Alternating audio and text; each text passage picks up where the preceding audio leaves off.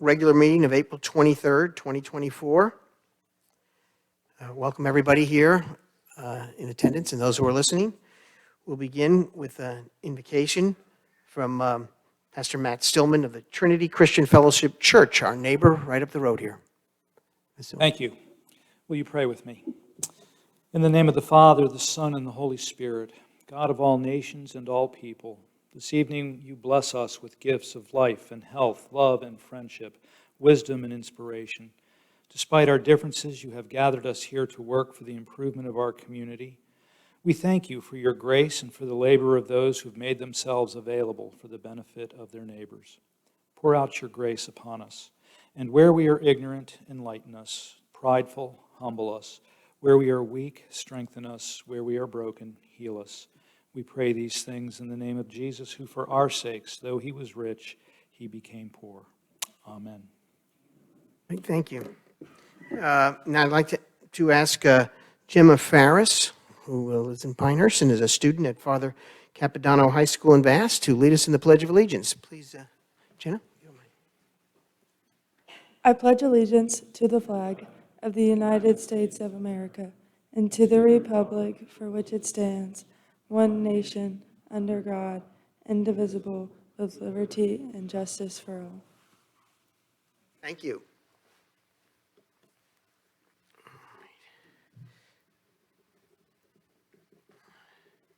All right, let us begin, as we traditionally do, with reports.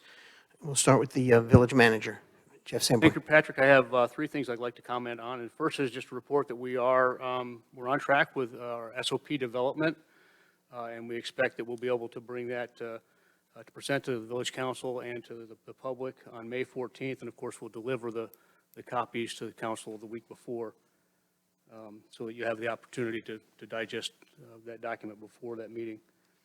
And then a couple of upcoming events here in the village. This Saturday, we have our celebration of the military child event that we do every year going on here in the park. And that starts at 11 o'clock and runs till 2 o'clock.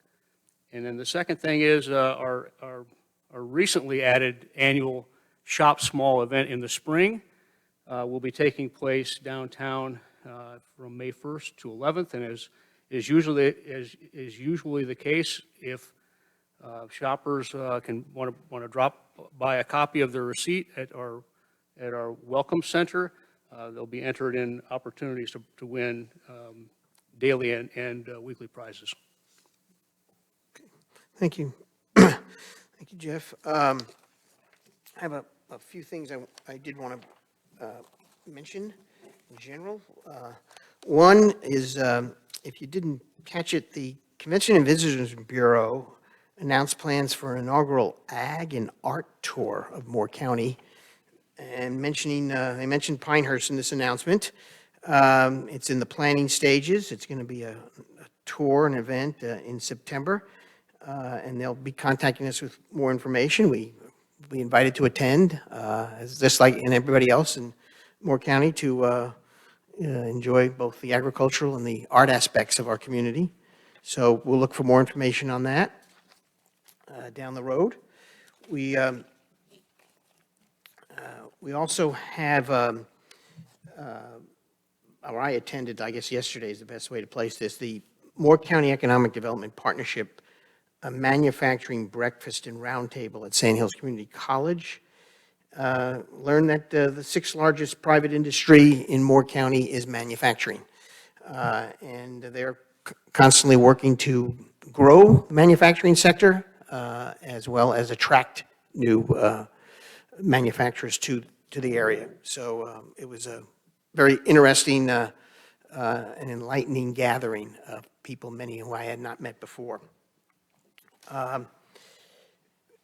I had the pleasure of participating in the Linden Lodge Dog Dash last week. It coincided with the Sand Hills Dog Day at our Arboretum here, which was doggy heaven. If you've not been to that, my dog and I enjoyed it very much. And it was very crowded. So if you've not been to that, it's an enjoyable event, and it's an annual event. And just a general note that the preparations continue to go on regarding the U.S. Open. We'll hear later from staff on any new developments in that area, as citizens are obviously every day, with about 50 days left to the U.S. Open, are paying more and more attention. And we, of course, as the Village of Pinehurst, have a particular responsibility to make sure we do our part to make this a successful event. And lastly, I had the opportunity to address the Pinehurst Country Club Ladies Luncheon yesterday, and had a turnout of close to 70 folks, and it was engaging, and a lot of our residents are following the news and asking questions, and also interested in what's going to happen with the Open. So I told them, which they weren't aware of, that we have on our website available for residents to go and visit and learn a lot of information of what's going on in the village and what we're planning to do. So if you're wondering where can I get information, yes, you can get information from the USGA, but if you want Pinehurst Village-centric information, go to our website, and it's well done. So thank you for that, and I'll go on and ask Dr. Morgan if you have some items. Yeah, thank you. Just a couple of items here. CPRC, the Central Pines Regional Council, I'm having a meeting with the chairman of that, Lee Worsley, on Monday, and it will be on Friday. It will be a 9 o'clock meeting just on Zoom. There are 47 different delegates from the area, and of course Pinehurst being one of those, but there's a variety of different topics that we cover. We did not have a delegate meeting in April that was supposed to occur. That was then changed to an executive meeting. So I think Mr. Worsley is trying to reach out to each of the individual delegates who wish to make a meeting with him, which I did. That email came out a couple days ago, and I made an appointment with him to, again, talk with him at 9 o'clock. But we'll just be discussing basic issues of Pinehurst, things that we're moving forward with, and also ways that the Central Pines Regional Council can assist us. And I'll report back on that meeting.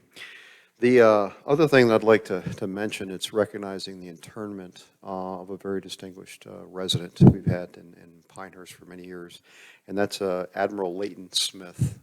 Admiral Smith was known as Snuffy to a lot of his naval colleagues, and then what was known as Snuffy here in Pinehurst. But he is a 1962 graduate of the United States Naval Academy, and served in a variety of capacities, but was an aviator. And he had over 280 combat missions in Vietnam. He had over 4,200 flying hours, which is a bunch, and over 1,000 carrier landings on there. Very distinguished career, obviously, for someone who gets 4 stars. You have a lot that goes on there. He culminated his career as being the command of NATO-led implementation force in Bosnia. So he led the fight for NATO into Bosnia. And the only 4-star that I know of, not that I can verify this, but who has actually been honorarily knighted by the Queen. So it was Sir Snuffy. Admiral Smith passed away in November 28th here in Pinehurst. Yeah, there was a local type of thing, but there was a very large ceremony on Friday for his internment, and I just wanted to have our council recognize that outstanding one of the citizens, and he's now passed on. That's all I have. Thank you. Thank you for bringing that to our attention, and also thank you for your work on the Central Pines Regional Councils, which sometimes can be challenging for all of us to follow. Councilman Taylor.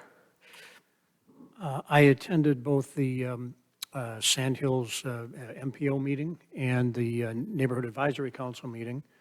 I think there have been some organizational issues getting the SMPO fully up. We're going to, I believe, be approving a document which will be, we hope, our final sign-off on some things that had to be amended from a previous version of this.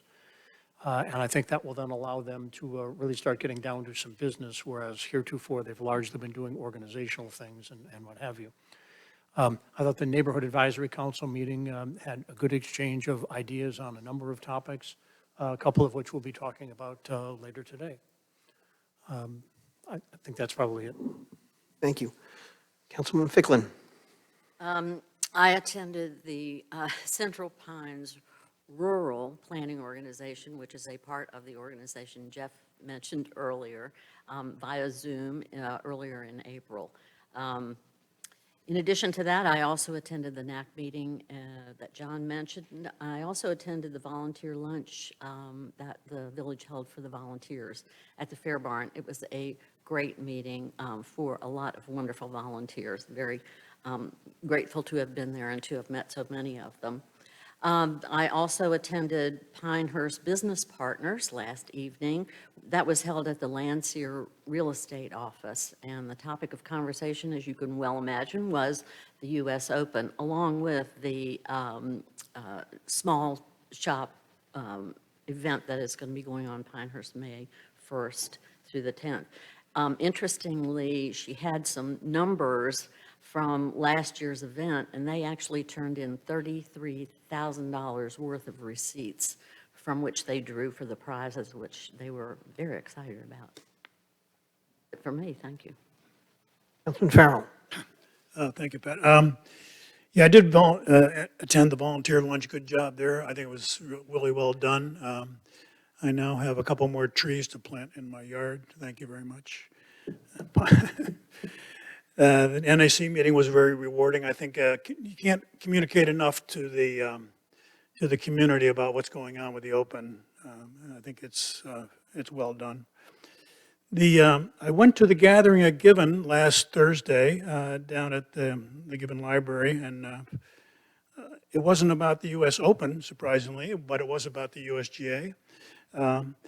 And they did a great job. Janine Driscoll and Maggie Lagley from the USGA and the USGA Museum presented a little bit about the USGA, their role, their mission, what they do, and a little bit about Golf House itself, what's going to happen inside there. But more importantly, they also discussed in some detail the World Golf Hall of Fame and the USGA experience, that is the museum, that will be opening in the, I think, the second week of May. And a little excited about that. There was a lot of preview, and I think it's a very interesting, it'll be very interesting. It will be open generally most days of the week, the way I understand it. There will be free admission for the first month until the end of June, the way they described it. And then, of course, USGA members are always admitted free and so forth. So I think there's more information on the USGA website. If you will dive into that, it'll tell you about museum hours and so forth in probably a little more detail, but it's certainly a rewarding experience. I highly recommend that. That's about it for now. Thank you. Thank you. We'll move on to the approval of the consent agenda. There's several items here, and they're all considered routine or have been discussed at length in previous meetings and will be enacted by one motion.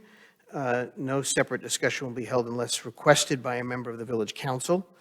So we will have the approval of the village council meeting minutes, followed by budget amendment reports, and then a revised village council meeting schedule to accommodate a room change, relocation, so that this hall can be utilized for some election process that's been requested, voting purposes, and we will be relocating to the community center.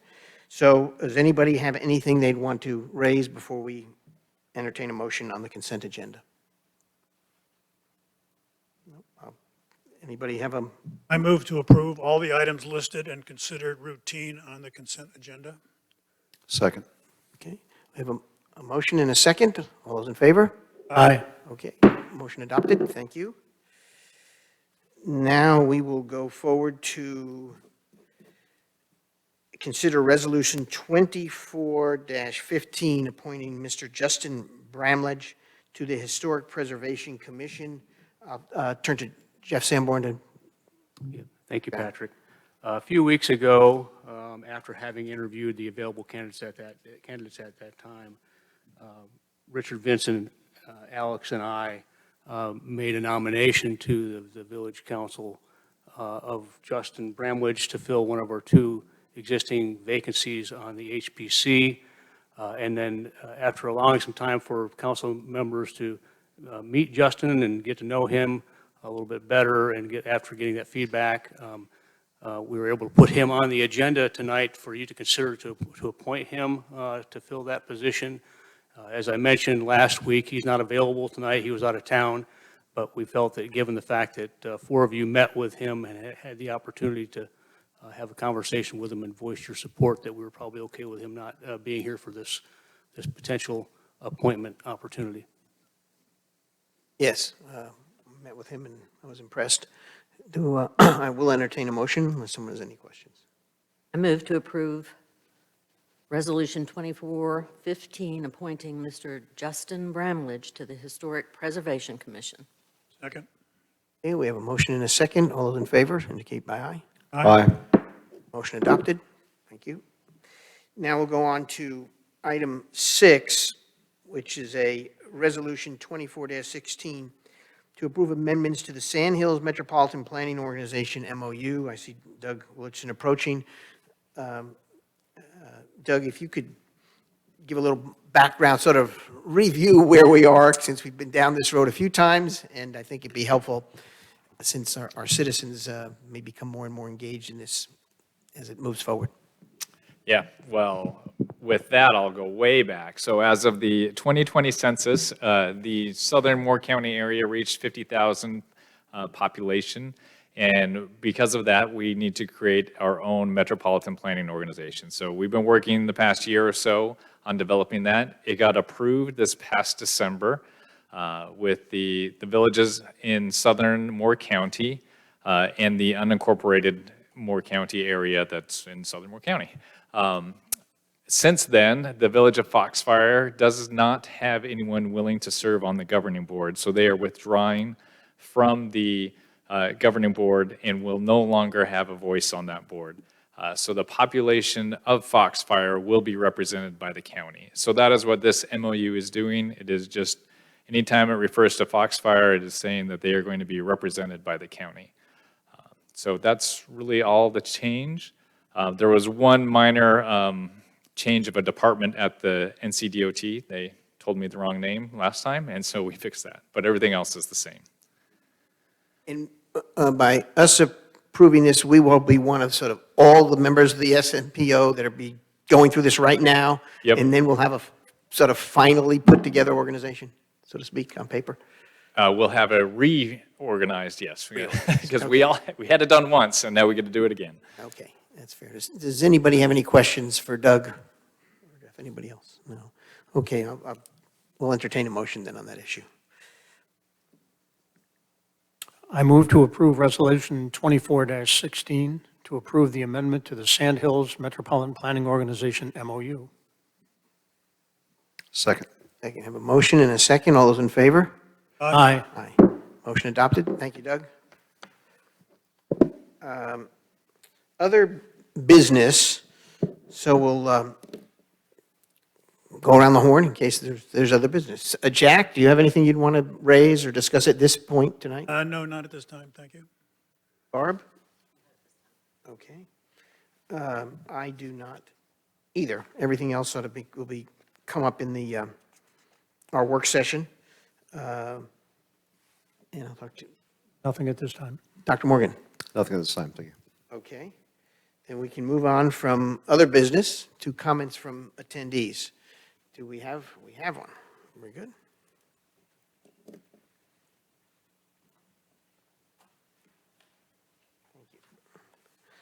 Okay, we have one person who signed up to make some comments. If there's anybody else who has not signed up and they would still like to make comments, they can indicate by raising their hand after we hear from Mr. Jim Nash. Jim Nash, come on forward. Got here just in time.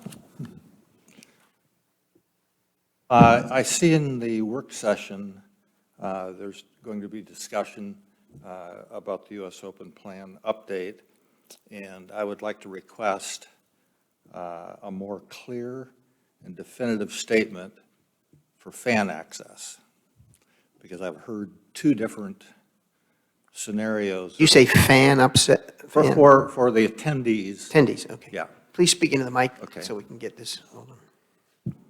Need a taller mic. Okay. Thank you. So I've communicated with both some council and admin, and it seems like there's two different paths for fans or attendees of the tournament to gain access to downtown. One hand, I was told that there was going to be an egress, so an exiting from someplace near the number 2 clubhouse or thereabouts. So that would be within walking distance to to downtown. But they can't re-enter, which is fine. If this statement then is true, if they can gain access and walk into downtown, how will they get back to the parking area and then back to their car? And that wasn't clear. The other path, which was stated in writing, is that the attendees would have to go back to the track, get bused back to one of the 2 parking sites, then drive to Canyon Park, get bused then from Canyon Park downtown, and then back to Canyon Park so they could leave, which is pretty circuitous, and most of us don't think that many are going to take advantage of that. So I'd just like clarification on which one of those two is reality. Okay. Well, we are going to get a U.S. Open Plan update in the work session, but if there's any simple answer to those questions, we should try to provide it now. I think there's a distinction too by regarding who parks at Cannon versus other parking. And If when, and when. And when, yeah, so that might clarify. Yeah, there was also confusion, at least on my part, whether people could drive from instead of Canyon Park, could they drive downtown and park? And that wasn't something that, at least it seemed to me, was encouraged. Okay. Go ahead, I see Doug, you've sat Yeah. down, so go right ahead. So I'll try to answer these, and they are in the presentation that we'll go over in a minute, but to address the first item, yes, there will be access from the course near the clubhouse, so that will be ingress egress from the course, so people could walk there to downtown. Ingress Wait, and Doug, egress? Both?